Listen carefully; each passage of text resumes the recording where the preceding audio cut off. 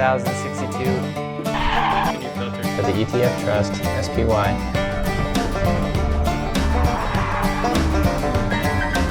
Alright, I want to talk about counterfeit money because it's more common than you would think.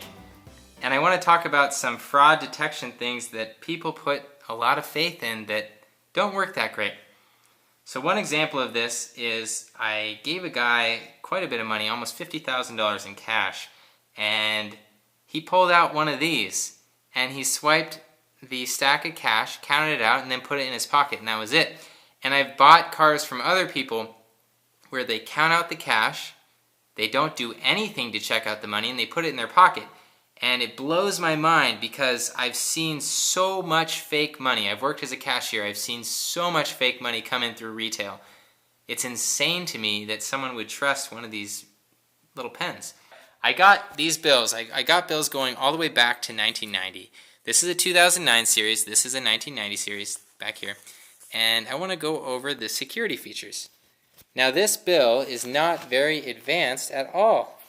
If I shine my little UV light pen on the back, you see there's no watermark of Ben Franklin.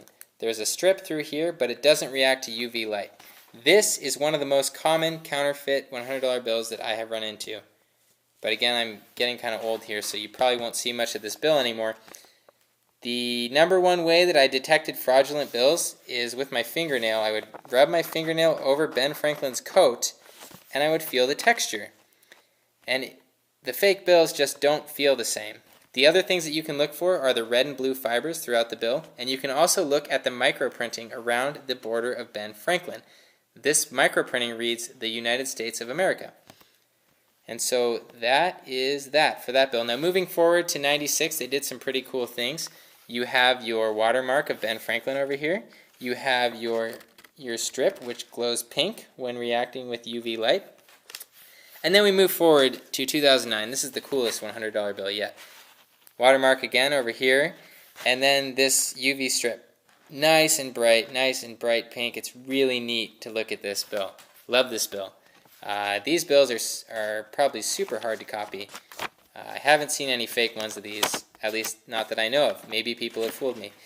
So let's put that back. Now, some other at-home tests that you can do. So let's start with the starch pen. All this pen is doing is detecting whether there's starch in the paper. So if I draw on this bill, it's going to be yellow, and if I draw on the paper, it's going to be black. Now the other cool thing that you can do with bills is the ink, the green ink, and so I can rub this ink on my paper, and you'll see that the ink transfers to the paper. I don't know if you guys can see that. Can you see that? The ink transferred to the paper. Very neat. Now, all these security features are very cool, but the most obvious thing that I've seen when people give me counterfeit money is their body language. When someone is doing something illegal, you can read it, you can feel it. And so, instead of counting your money and shoving it into your pocket, take a look at the person. While you're looking at the money, while you're inspecting it, take a look at that person, look at them, look at their soul, and see if they're doing something wrong. That's all I have for you today. If you get counterfeit money, when you're working at a store, what I always did was I put the money next to my cash register, I acted like my cash register was broken, and I would say, hold on, my cash register is broken, let me call a supervisor.